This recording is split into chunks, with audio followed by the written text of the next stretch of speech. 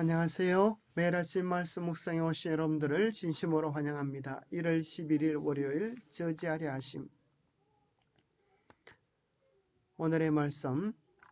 그때 여호와께서 이사야에게 이르시되 너와 내 아들 쌀야수번 윈보수도 끝 세탁자의 발 큰 길에 나가서 아하스를 만나 그에게 이르기를 너는 삼가며 조용하라. 르신과 아람과 르말리아의 아들이 심히 노할지라도 이들은 연기나는 두 부지깽이 그루터기에 불과하니 두려워하지 말며 낙심하지 말라. 아람과 에브라임과 르말리아의 아들이 악한 꾀로 너를 대적하여 이르기를 우리가 올라가 유다를 쳐서 그것을 쓰러뜨리고 우리를 위하여 그것을 무너뜨리고 다보엘의 아들을 그 중에 세워 왕으로 삼자 하였으나 주 여호와의 말씀이 그 일은 서지 못하며 이루어지지 못하리라. 대자 아람의 머리는 다맥색이요 다메섹의 머리는 르신이며 65년 내에 에브라임이 패망하여 다시는 나라를 이루지 못할 것이며 에브라임의 머리는 사마리아요 사마리아의 머리는 르말리아의 아들이니라. 만일 너희가 굳게 믿지 아니하면 너희는 굳게 서지 못하리라 하시니라. 아하스 왕을 저지하기 위해 하나님은 어떤 일을 하셨습니까? 하나님은 왜 이사야에게 그의 아들 셀야숲을 데리고 가라고 말씀하셨을까요?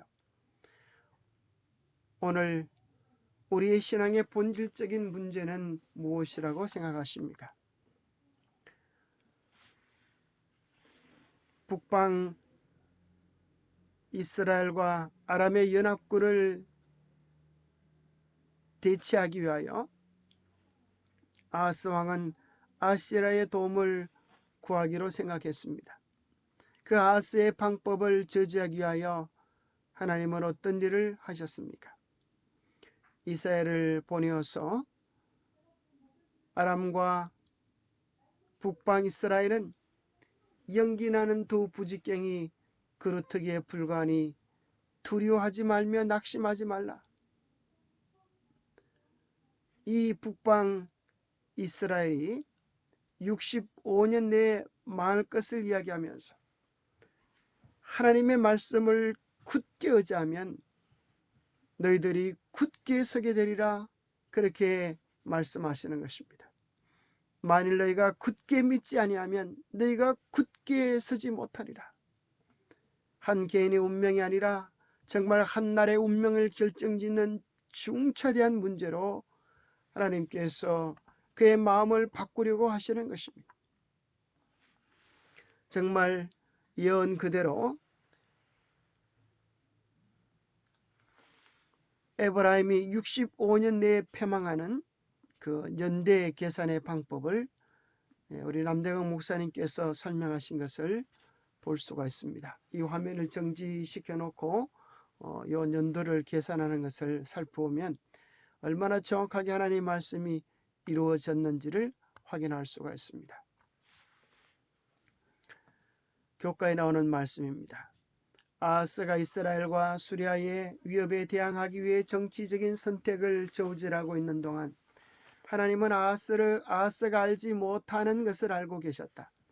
아하스를 연단시키고 그에게 곤경이 이르도록 허락하셔서 그로 하여금 정신을 차릴 수 있게 하신 분은 바로 하나님이셨다. 더군다나 디글랏 빌레셀에게 도움을 청하는 일이 인간적인 견지에서 볼 때에는 논리적이고 매력적으로 보였으나 하나님은 그 일이 유다 왕국에 결코 돌이킬 수 없는 결과를 가져올 것을 아셨다. 즉 그 나라는 이제 이방의 지배하에 놓이게 될 것이었다. 상황이 매우 심각하였다. 그래서 하나님은 아하스 왕이 아수르의 지도자를 만나지 못하게 설득하려고 이사야를 보내어 그의 계획을 저지하고자 하셨다. 마침 왕은 포위에 대비하여 예루살렘의 물 공급을 조사하고 있었다. 시리아와 북방 이스라엘의 위험은 지나가고 유다는 위기를 넘길 것이었다. 아하스는 그들의 힘을 크게 보았지만 하나님의 눈에는 연기나는 두 부지깽이 그루터기에 불과했다. 부지깽이는 여러분 옛날에 이제 불을 뗄 때에 불이 잘 지펴지도록 이 나무 막대기를 쓰는 것입니다. 그런 나무 막대기가 다 타고 이제 부직갱이에 조금밖에 남지 않은 것, 그래서 곧 타서 없어질 것을 부직갱이의 그루터기라고 이야기합니다. 그래서 하나님의 눈에는 이 두 나라의 모습이 그와 같다고 하는 것입니다. 아하스는 아수르의 도움을 요청할 필요가 없었습니다. 옳은 결정을 내리기 위해 그는 하나님과 그분의 약속을 의지할 필요가 있었습니다. 바로 서기 위해서 그에게 믿음이 필요했습니다. 히브리어로 믿다라는 말과 서다라는 말이 같은데 그 말은 진리 아멘이라는 말과 어원이 같습니다. 그는 믿음을 주기 위해서 믿어야 했고 신뢰를 주기 위해서 신뢰를 해야 했습니다. 기억절에 나오는 말씀이죠. 너희가 굳게 믿지 아니하면 너희는 굳게 서지 못하리라. 이것은 단지 아하스를 위하여 주신 말씀뿐 아니라 오늘 이 시대에 우리의 신앙을 위하여 주시는 말씀이기도 합니다. 오늘 이 마지막 때 우리는 굳게 서서 우리의 믿음을 굳건히 할 때 우리는 이 시련들을 잘 이겨내게 됩니다. 왜 하나님은 이사야가 그의 아들 스알랴숲을 데리고 가라고 말씀하셨을까요? 이사야는 남은 자가 돌아오리라고 하는 이름의 뜻을 가진 그의 아들을 데리고 갔습니다. 아하스는 그의 이사야의 아들 스알랴숲의 이름을 들었을 때 깜짝 놀랐을 것입니다.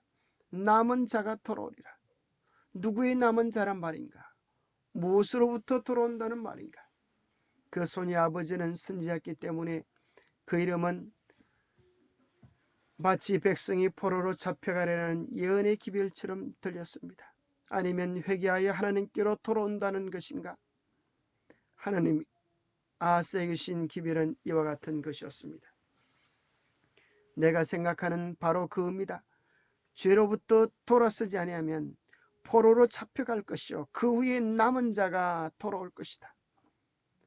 결정은 너의 몫이다. 너의 결정이 잘못되어지면 이 나라가 포로로 잡혀가고 많은 사람들이 그 속에서 멸망할 것이지만 몇 사람 남은 무리만 돌아와서 남은 자가 돌아와서 하나님의 뜻을 성취할 것에 대한 예언인 것입니다. 사실 아하스는 1차 침공에 급이 질렸습니다. 그런데 다시 연합군이 공격해 온다고 하니까 참으로 깜짝 놀라서 인간적인 방법을 구성한 것입니다. 역대하 28장 5절부터 8절에 보면 1차 침공의 상황을 이렇게 기록해 주고 있습니다. 그러므로 그의 하나님 여호와께서 그를 아람 왕의 손에 넘기심에 그들이 쳐서 심히 많은 무리를 사로잡아 다메섹에 갔으며 또 이스라엘 왕의 손에 넘기심에 그가 쳐서 크게 살육하였으니 이는 그의 조상들이 하나님 여호와를 버렸음이라. 르말랴의 아들 베가가 유다에서 하루 동안에 용사 12만 명을 죽였으며 에브라임의 용사 시그리는 왕의 아들 마시아와 국내 대신 아스리감과 총리 대신 엘가나를 죽였더라. 이스라엘 자손이 그들의 형제 중에서 그들의 아내와 자녀를 합하여 20만 명을 사로잡고 그들의 재물을 많이 노력하여 사마리아로 가져가니 깜짝 놀랄 어려움이죠. 용사 20만 명이 죽임을 당하고 왕의 아들 왕자가 죽임을 당하고 국내 대신들이 죽임을 당하고 그들의 아내와 자손 20만 명이 사로잡혀가는 참혹한 어려움을 당했습니다. 그러한 위기의 때에 다시 2차 침공이 온다고 하니 아하스는 급에 질려 인간적인 계략을 생각한 것입니다. 아니 오히려 그때야말로 더 하나님을 의지해야 될 텐데 그는 그렇게 하지 못했습니다. 사실 본질적인 문제는 그가 눈에 보이는 아람과 북방 이스라엘을 얼마나 두려워하는가, 혹은 더 강한 아시아를 의지하는가의 문제가 아니었습니다. 사실 본질적인 문제는 하나님과의 관계의 문제였습니다. 역대 28장 1절 바로 그 앞절에 보면 이렇게 나옵니다. 아하스가 왕위에 오를 때의 나이가 20세라. 예루살렘에서 16년 동안 다스렸으나 그의 조상 다윗과 같지 아니하여 여호와 보시기에 정직하게 행하지 아니하고 이스라엘 왕들의 길로 행하여 바알들의 우상을 부어 만들고 또 흰놈의 아들 골짜기에서 분향하여 여호와께서 이스라엘 자손 앞에서 쫓아내신 이방 사람들의 가증한 일을 본받아 그의 자녀들을 불사르고 또 산당과 작은 산 위와 모든 푸른 나무 아래에서 제사를 드리며 분향하니라. 그러므로 그의 하나님 여호와께서 그를 아람 왕의 손에 넘기셨다고 기록해 줍니다. 사실은 힘이 약해서 넘어가는 것 같지만 본질적으로는 하나님과의 관계가 깨어져 버린 것입니다. 하나님을 바로 예배하지 아니하고 다윗의 길을 가지 아니하고 바알을 숭배하며 우상을 숭배한 그것이 그 나라의 멸망의 원인, 고통의 원인이었습니다. 오늘 우리는 코로나19의 엄청난 세력 앞에 수많은 사람들이 정신을 못 차리는 그런 때에 있습니다. 전 세계적으로 확진자가 9천만 명, 조만간에 1억에 다다르고 있습니다. 그러나 이 모든 것들의 본질적인 문제는 코로나를 피하여 우왕좌왕하는 그 문제가 아니라 우리가 정말 관심을 가지고 바라봐야 될 본질적인 문제는 마지막 성경에 예언된 사건들이 우리 눈앞에 진행되고 있다고 하는 사실입니다. 이러한 때 우리는 어떻게 코로나를 피할까? 그것이 관점이 되지 아니하고 더 중요한 문제는, 물론 그것에 대한 예방과 조처는 해야 하지만 더 본질적인 문제는 이 시대의 긴박성을 깨닫고 우리의 신앙을 새롭게 하는 데 있습니다. 개인적 신앙 부흥의 단계라고 하는 책이 있습니다. 성령으로 충만함을 받는 이 실제적인 경험이 우리 모두에게 절실히 필요한 것입니다. 재림 준비 기도와 헌신의 40일, 이런 책들을 통하여 우리 마음속에 있는 죄들을 버리고 하나님 앞에 우리의 마음을 드리며 성령 충만의 경험을 통하여 마지막 사건들을 위하여 우리 자신을 무장하는 것이말로 오늘 우리 신앙의 가장 본질적인 문제가 아니겠습니까? 마치 아하스의 문제는 군사력의 문제가 있지 아니하고 하나님 앞에서의 그의 영적 태도의 문제였던 것처럼 오늘 우리에게도 마찬가지입니다. 이사를 통하여 하나님께서 이렇게 말씀하셨다고 하는 하나님의 말씀이 나가는데도 불구하고 그는 들으려조차도 하지 않는 모습을 보면서 오늘 우리의 영적 형편은 어떠합니까? 영감의 교훈에 이렇게 말씀하십니다. 낙담은 가장 영웅적인 믿음도 흔들 수 있고 가장 확고한 의지도 약하게 할 수 있다. 그러나 하나님께서는 그 모든 것을 이해하시고 여전히 동정하시고 사랑하신다. 하나님께서는 동기와 마음의 어두를 훤히 아신다. 모든 것이 어둡게 보일 때에 끈기 있게 기다리고 의지하는 것이 하나님의 사업을 지도하는 자들이 배워야 할 교훈이다. 하늘은 역경의 날에 그들을 버리지 않을 것이다. 표면상으로는 무력한 것 같으나 자신의 무가치함을 느끼고 전적으로 하나님을 의지하는 영혼만큼 참으로 강한 것은 없다. 여러분, 교과책에는 노란색으로 칠해진 부분이 기록되어져 있지 않습니다만 선지자왕 본문에는 이렇게 기록되어 있는 것입니다. 무력해 보이나 참으로 강한 영혼은 자신의 무가치함을 느끼고 전적으로 하나님을 의지하는 것입니다. 그 영혼만큼 강한 것은 없습니다. 하나님의 사랑 안에 거하면 모든 시험을 견딜 수 있습니다. 그리스도의 음안이 온 세상을 휩쓸고 있는 악의 조수를 막을 수 있는 능력을 줄 것입니다. 그대의 경험 중에 믿음을 행사하십시오. 믿음은 모든 짐을 가볍게 해주고 모든 피로를 풀어줍니다. 지금 신비스럽게 보이는 하나님의 섭리들은 그대가 계속 하나님을 의지함으로 해결되게 될 것입니다. 하나님께서 설계하신 길을 믿음으로 행하십시오. 시련은 올 것입니다. 그러나 앞으로 전진하십시오.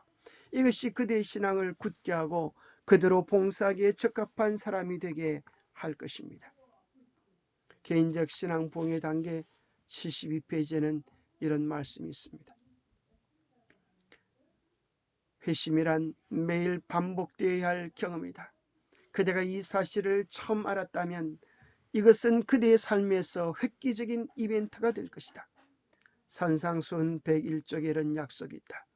만일 그대가 매일 주님을 구하며 회개한다면 그대의 불평, 불만은 잠잠게 될 것이고 그대가 겪고 있는 모든 애로사항은 제거될 것이며 그대가 현재 직면하고 있는 모든 남 문제가 해결될 것이다.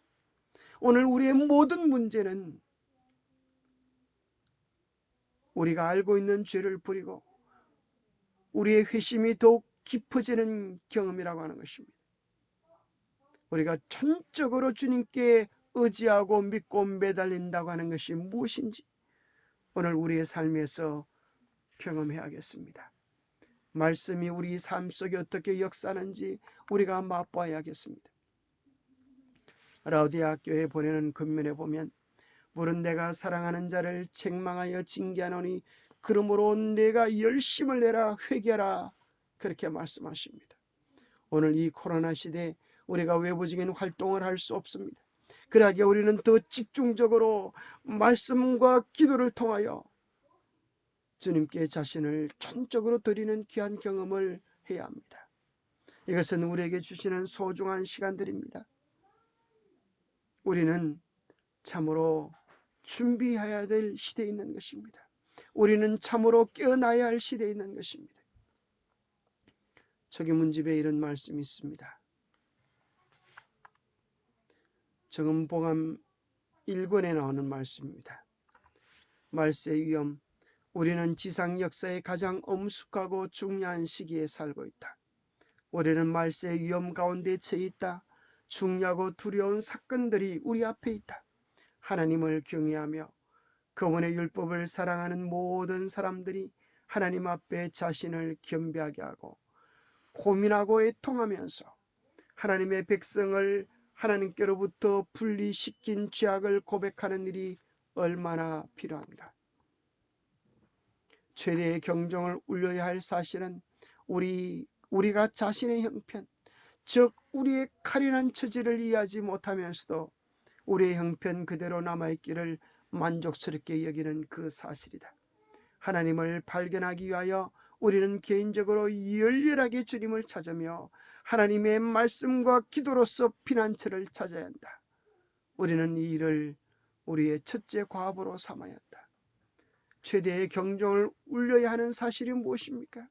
오늘 우리의 자신의 형편을 알지 못하고 그저 만족스럽게 여기고 있다고 하는 사실입니다. 우리의 가련한 처지를 깨닫지 못하는 것, 영적으로 눈먼 라오디게아 교회에 처져 있으면서도 불구하고 이 정도 신앙하면 괜찮다고 하는 자기 기만 속에 있는 것입니다. 우리는 참으로 열렬하게 하나님을 찾으면서 말씀과 기도로 피난처를 경험하는 새로운 신앙 경험을 해야겠습니다. 이것이 오늘 하나님께서 우리 모두에게 간절히 요청하는 호소인 것입니다. 기도하겠습니다.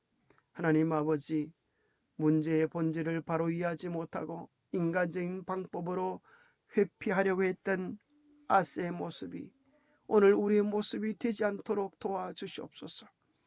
큰 위기를 대비하여 가장 큰 위기는 우리의 처지를 알지 못하고 가장 큰 위기는 하나님께 전적으로 자아를 굴복시키지 않음임을 깨닫게 하여 주시옵소서. 예보적 사건이 위기가 아니고 우리의 내적 형편이 가장 큰 위기임을 깨닫게 하여 주시옵소서. 전적으로 주님께 자아를 굴복시키고 성령 충만의 깊은 경험으로 우리를 인도하여 주옵소서. 영적 경험을 위하여 자신을 전적으로 주님께 드리며 성령을 통하여 주님이 우리를 매 순간마다 다스리는 경험을 하게 하여 주시옵소서. 오직 주님께 우리의 시선을 고정시키며 말씀으로 인하여 세상을 이기는 귀한 경험을 할 수 있도록 복의 복을 다하여 주시옵기를 우리 주 예수 그리스도 이름 의지하여 간절히 간구하옵나이다. 감사합니다. 개인적으로 말씀과 기도의 깊은 시간들 속에서 주님을 새롭게 만나는 우리의 삶이 되기를 간절히 축복합니다. 감사합니다.